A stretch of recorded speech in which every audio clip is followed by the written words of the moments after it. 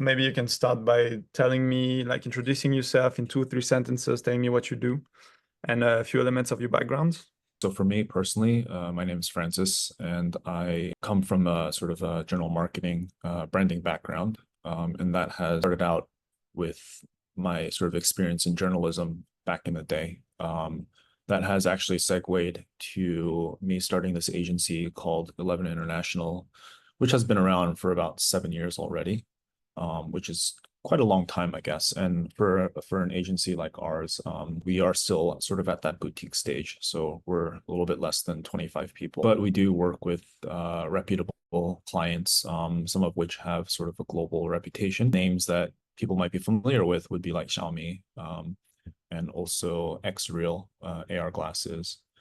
We've worked with a slew of smartphone brands. We've worked with quite a few startup companies. For example, earlier this year, we launched AI glasses called Frame from Brilliant Labs.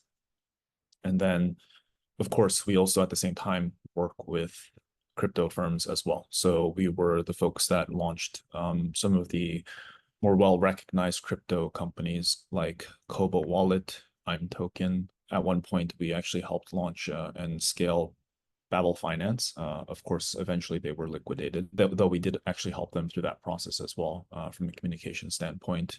Also launched companies like Conflux, etc. And for us, we kind of straddle the best of both worlds in the sense that we're actually fundamentally a traditional communications agency.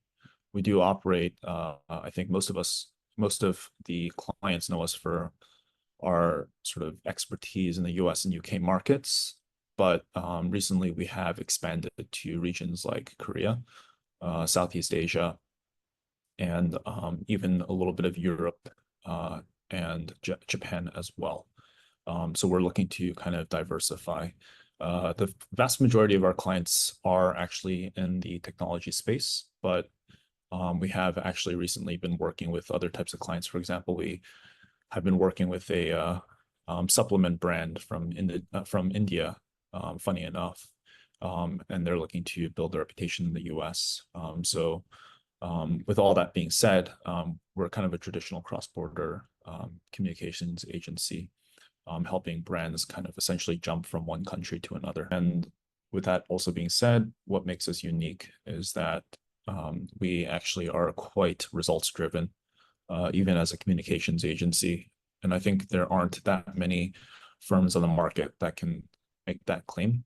For us, we do end up having to sort of have a certain level of guarantees that we provide our clients in terms of the results or expectations that we're able to provide, especially because the vast majority of clients that we started out with were Asian brands. And so the way they operate and expectations that they are looking for may not be quite the same as what you would find from Western brands in the US or UK or in Europe. So that kind of has been a model that's worked for us, and one that we are also kind of applying with the clients that we've signed in places like the US and Canada as well. Okay, thanks. In terms of, you mentioned you have different types of clients, one of them being like blockchain companies, Web3 companies. How do you manage to keep credibility on both sides, both like with Web2 companies, corporations, and with Web3, knowing that Web3 doesn't have the best reputation in the ecosystem and more globally, like for everyone? How do you manage like this balance to be relevant and credible on both sides without basically giving up on your identity and who you are as a company? So I think for Web2 companies, it's a little bit less difficult as there's sort of a general implicit trust, particularly when it comes to hardware companies or even SaaS brands. But then, of course, if you're talking about Web3 or crypto, sort of due to the history and its reputation for kind of fostering this wild, wild west type of ecosystem, unfortunately, the reputation of the crypto industry has suffered. Of course, though, since institutional investors and, for example, including like banks and family offices have gotten involved, that's stabilized things, and the reputation has been improved for the better. But still, you know, from outside looking in, for folks that are not in the industry, there's still sort of that unfortunate kind of, I guess you can call it a negative reputation. So our goal when we work with our clients, particularly in the Web3 space, is to apply the traditional communications methods. Oftentimes with most of these Web3 companies, they get pitched by these random crypto agencies or, newswire agencies as well that pitch themselves as being kind of a PR solution. But, if you are publishing your releases on Newswire or, for example, Chainwire, you're not really actually building any trust or credibility with any particular journalist. It's just purely this pay to play. And when journalists look at it, you see kind of the sponsor tag, or you see that the release was simply republished through the wires. The journalists will actually recognize and know that. And so that at the end of the day, it doesn't actually help you to gain any sort of material benefit in the long term. Of course, in the short term, I can understand that there's some value, especially if it comes to token launches, for example, where very, very few journalists would be willing to touch that. So for us, when we work with Web3 companies, we try to help them to identify what's kind of that key message that will help the brands to communicate some value that the journalists are willing to talk about, particularly due to current events or trends in the market. And, of course, that's easier said than done, though, right? If a company is looking to, for example, announce their token, we know for a fact few, if any, journalists, unless, if it's Coinbase or some type of major crypto company is sort of making moves, then that has a higher probability. If it is kind of an unknown startup, especially in the Web3 crypto space, there's a high probability that the journalists are not going to cover that, nor do they want to touch it because the brands are unknown. And they, of course, based on sort of what's happened in the past, wouldn't want to be accidentally promoting any scams. And unfortunately, still to this day, of course, that's kind of valid with all these sort of pump and dump schemes, meme coins and all that, that, like individual developers are trying to push to make a quick buck. For the journalists themselves, they have a obligation to filter those types of companies out. So for us as an agency, we tend to, as I mentioned, apply traditional methods. This means identifying what the strategy is, understanding that we may have to push the client a little bit outside of the box for them to talk about something that we realize is not going to be very newsworthy. So maybe it could involve conversations about maybe regulatory issues, maybe security issues, those things that the journalists are willing to actually embrace or talk about. And within that context, we can bring in what the client wants to discuss. So, for example, when we launched a Web3 gaming company, at that time, I think Axie Infinity had various issues. So we had used that as a tie-in to the fact that though this gaming company was looking to launch a token, that token was going to be used to help improve and build a proper in-game economy. I think that was something that Axie Infinity, of course, as we all knew, had failed to do. And by and large, we were able to kind of bake in the message about the benefits of the token because that token would be used as an in-game currency to trade, for example, in-game items, or in this case, these in-game items would come in the form of NFTs. So it's kind of a little bit of a reframing. And by doing that and tying it into sort of that bigger trend, we're able to actually bring this conversation to not just like tier one crypto publications, which are like Cointelegraph, CoinDesk, Decrypt, etc., but also to publications like, for example, VentureBeat, TechCrunch, Forbes, sometimes Bloomberg. So it enables you to open doors with the more mainstream publications. And for us as an agency, that's kind of fundamentally what we try to do.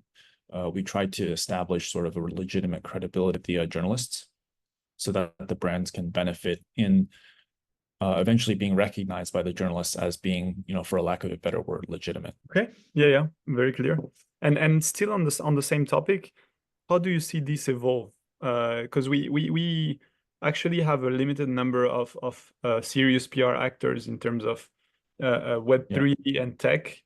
Do you think that it's gonna go up, and we'll see more and more entities and teams and just publications in this space? Or do you think that the traditional ones are going to also include Web3, blockchain, and tech more in general? How do you I see think, this evolve?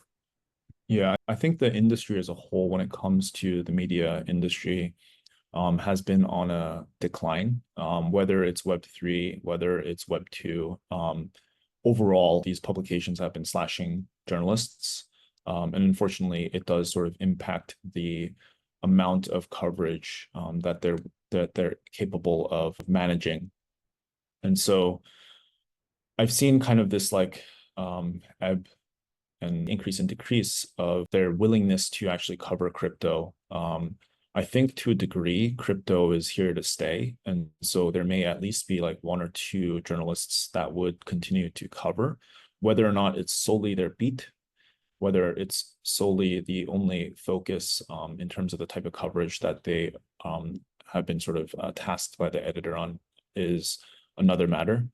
But I do foresee it kind of staying, I guess, for the foreseeable future. I think it's just going to be harder and harder for brands to be able to kind of interject themselves into conversations because, you know, at the end of the day, stories related to security, regulatory issues, or crypto volatility, like price volatility, are kind of the three things, or maybe there's a fourth or fifth trend as well that they'll kind of usually want to touch on. But generally speaking, those are the topics that the journalists are kind of required to cover. And so any new product launches, new feature updates, and stuff like that become less important to them.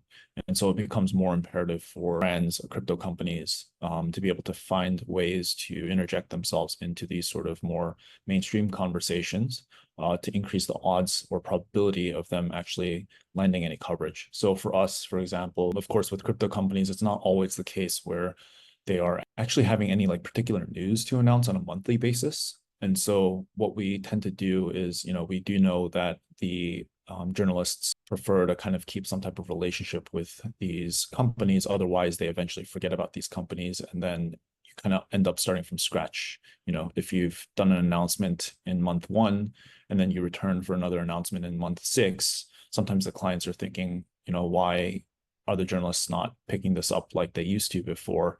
And part of the reason is because they've forgotten about them. So in between, we often will do quite a bit of like thought leadership work with a client, interjecting them into mainstream conversations through quotes, being able to talk about, for example, you know, reasons for why the BTC price has declined or increased any given week, or talk about sort of various, you know, even if it's behind the scenes, like on background information that doesn't necessarily directly tie back to your brand, it still continues to help to build that relationship with the journalist because you're able to provide some insights that they may not have gotten from other companies, or you may be able to provide them sort of insights about various things that are happening in the market that enable the journalist to have actually a source, a credible or verifiable source for them to include within the story. And as in turn, by doing that, that also increases the odds later that the journalists are willing to actually cover your announcement as well. So we try to kind of fit that into sort of the communication strategy for our clients because it does benefit, even if it's not always directly in the beginning. And also sometimes we'll get the, you know, it enables the client to actually be perceived as a thought leader if they keep on popping up in publications like Barron's, Forbes, sometimes Wall Street Journal, providing quotes and sort of opining on certain topics. And that also enables, you know, people who are searching for the brand to see, hey, you know, this company is constantly in these publications, and therefore they must have some level of credibility for these mainstream journalists who want to pay attention to them. So those are some of the tactics that we'll be also using when there isn't sort of too much happening, and also knowing that sort of the media environment is getting tougher and tougher for brands to actually get more media coverage. Actually, my last question would be more about your ways of working when it comes to different cultures, different legislations, different work ethics, etc., different spaces, basically. Knowing that as a PR agency, as a marketing agency, you want to cover as much as possible, and you want to basically be a kind of custom solution for your clients. how do you tackle the fact that the same team has to be able to take care of different projects on different industries in different spaces in different countries, etc.? Like, how do Yeah. you make it work with the 11 International? I think fundamentally, when it comes to doing PR in a traditional way, which is kind of how we approach it and enables us to kind of get coverage in more of the mainstream media. In fact, we barely touch tier 2, tier 3 crypto publications. And how that's defined is usually any publication that has a monthly visit of 1 million plus would be considered tier 1. Anything below that kind of falls under the tier 2, tier 3 category. Fundamentally, I think the the approaches that you take in doing PR, for example, thinking about things from a strategic point of view, thinking about how to tie certain concepts that the client wants to communicate into sort of current conversations, themes that the journalists are paying attention to. Those are things that can apply to any type of client, be it like consumer tech, be it crypto, sometimes even lifestyle. I think where the difference would really lie is where different markets are concerned. So the way PR is done in Korea versus Japan versus the US is quite starkly different. And the approaches that one would use, because there's varying levels of difficulty. For example, in markets like maybe Korea or China, they have a little bit less of an emphasis on the need to find really killer selling point when it comes to trying to launch a new product than in the US. In the US or UK or even the EU, you do need to have kind of like a really strong selling point. Otherwise, they wouldn't bat an eye or pay attention, even if you have a good relationship with the journalists. But in other countries, that's not as much the case. So for us to do kind of PR across different types of clients, I think just to have a strong understanding of the fundamentals is incredibly important. Also, of course, having some relationships with certain journalists, and that's kind of more possible when you're working for an agency because you're dealing with different types of clients and different types of journalists, and you eventually, for various reasons, maybe you have to go to these journalists a few times for this, really, really large client. That enables you to have a stronger relationship than maybe a smaller, agency that may be representing like these small startups that most of the journalists don't care about. So there's sort of various advantages to having certain levels of relationships. So I think those are the two key things, I guess, that I would say are quite important when it comes to doing PR across different types of verticals, while different regions entirely are kind of a different beast altogether. Is there another thing you want to add in terms of what you represent and where you want to be positioned as a company? Not really. I think just what I said earlier is that as the economy has been changing, whether or not for the better, I've definitely seen that there is more of a focus on sales, even when it comes to communications. And so oftentimes the clients are looking for some level of sort of like guarantee or a minimum expectation that most agencies, especially in like the US and UK, are not used to. And so I think that's kind of where we manage to stand out. And to date, I can arguably say that we have never kind of gotten into a situation where we didn't meet the client's expectations. And I've been doing this for 7 years. So I think we have a model that generally works. That does mean that we're a little bit more aggressive, and we are, generally speaking, kind of a lot more responsive to the clients as well. Sometimes the clients require us to respond to them like, within 5 minutes, and that's something that we're quite used to. So we're actually quite adaptable and also quite flexible when it comes to interfacing with clients. I think for that also gives us kind of a competitive edge, not to mention that, results wise, usually we are on par, if not exceeding some of the kind of expectations clients would have from agencies that are based in the West. Okay, cool.